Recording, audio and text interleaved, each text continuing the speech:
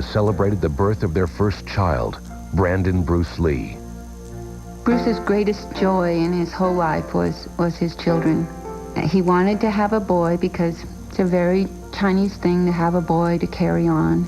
He had a very, very, keen sense of love for his son, and he used to always brag and say he's the only blonde-haired, blue-eyed Chinaman in the world.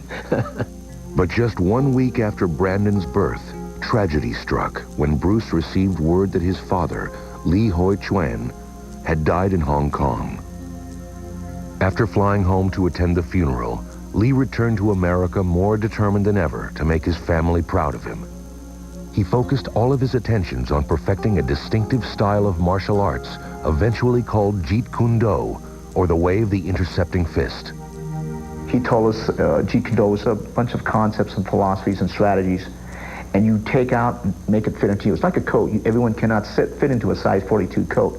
It has to be tailor-made for you. He believed that he could take the best of many different kinds of fighting, a piece here and a piece there, from boxing, wrestling, martial arts, all sorts of different physical activity, and incorporate it into a single philosophy.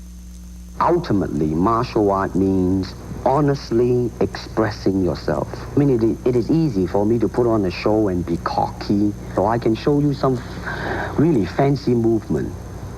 But to express oneself honestly, not lying to oneself, and to express myself honestly, that, my friend, is very hard to do. While Bruce was busy pouring all of his energy into martial arts, veteran TV producer William Dozier was searching for an Asian actor, one that could star in a new TV series he was developing based on the classic Charlie Chan mysteries. A friend of Dozier's, Hollywood hairstylist Jay Sebring, had recently seen Lee perform at the Ed Parker tournament and enthusiastically recommended him to the producer. He said, well, listen, I've got the guy for you. It's a fellow by the name of Bruce Lee. He's a good-looking man. He's got tremendous charisma. I'll call and see if there's some footage to show you. So he did, and as soon as Dozier saw it, he knew he had his man. Test X1. Take one, Steve. Now, Bruce, just look right into the camera lens right here and tell us your name, your age, and where you were born. My last name is Lee, Bruce Lee. I was born in San Francisco in 1940. I'm 24 right now. And you worked in motion pictures in Hong Kong? Yes, since I was around 6 years old. And when did you leave Hong Kong? 1959, when I was 18. I see. Now look over to me, Bruce, as we talk. I understand you just had a baby boy? Yeah. And you've lost a little sleep over it, have you? 3 nights. In 1965, Dozier ordered this screen test for Bruce at 20th Century Fox Studios. There is the finger jab. There is the punch. There is the back fist and then low. Of course, then they use leg. Straight at the groin, or come up. Or, if I can back up a little bit, they start back from here and then come back. All right. It's kind of worried. Unfortunately for Bruce, Dozier was now busy preparing his upcoming Batman series. Charlie Chan's #1 son was scrapped. Although Dozier promised Bruce that he would keep him in mind for his next project, one based on a classic radio drama from the 1930s, The Green Hornet.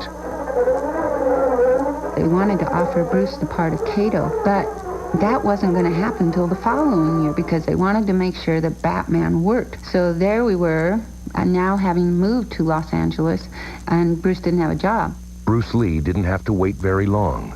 To the Batcave.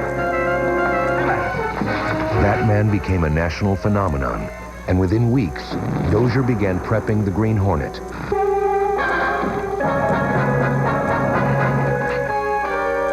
No need for panic, Mr. Smith. After all, we're both on the same side of the law. Just cut us in on your racket. That's all we are after. Racket? It's getting late, boss. If we're going to be partners, Mr. Smith, we mustn't keep secrets from one another. Everything on a table where we can all see it. Impressed with Bruce's screen presence, if not his acting, ABC network executives accepted Dozier's choice of Lee as Kato, the crime-fighting chauffeur. And now, to protect the rights and lives of decent citizens, rides the Green Hornet. When the show premiered on Friday, September 9th, 1966, Bruce Lee leapt onto the screen and into stardom. He went from being a martial arts instructor to someone that everybody watched in prime time in North America. No one had ever seen anything like that. Soon the fan mail Bruce was receiving was outpulling that of the Star. Starring in the role of millionaire newspaper publisher Britt Reed, alias the Green Hornet, was a dashing all-American heartthrob named Van Williams. No more tricks, Carly. I'm here to talk business. The thing that impressed me about him then is, as always, was his intensity. You know, he was very, very intense. You know, if we ever meet up with that masked Kung Fu man again, I want him. But a very nice gentleman. Take it easy, miss. We won't hurt you. From that moment on, Bruce and I kind of started working on a friendship all through the series. After years of financial insecurity, Bruce was now a regular in a network TV series. And although his role was secondary to that of Van Williams, he was determined not to play Kato as a subordinate. He didn't want any chopsocky or pigtail or bowing and scraping and that kind of thing, the way that Chinese had been portrayed. So that was his rule, that he would not do any roles demeaning to the Chinese culture. A perfectionist, Bruce worked hard to make his fight scenes as authentic as possible. Kung Fu is Kung Fu. It's not child's play. He soon learned the compromises required when filming for television. We had to slow up his action because we found in the test that he was moving too fast for the speed of the motion picture film. People may not realize he could have been faster than he was.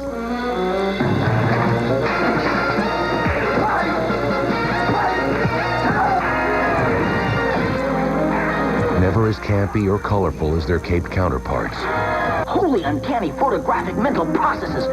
the Green Hornet and Kato failed to catch on with primetime audiences.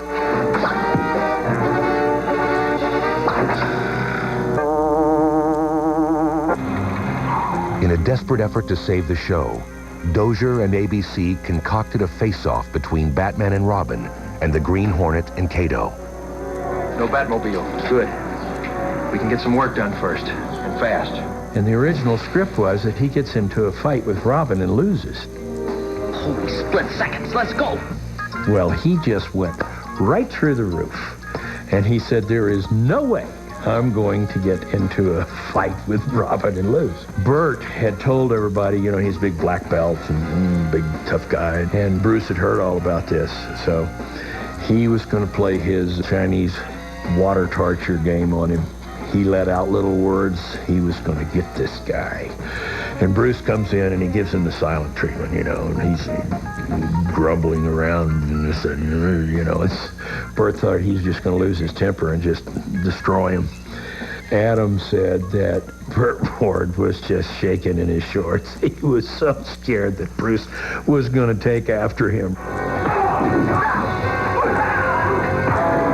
Ultimately, the producers ended the battle in a draw to avoid upsetting fans of either show. None too smart for a smart crime fighter? Are we just letting them go, Batman? But it didn't matter. The Green Hornet was canceled after just one season.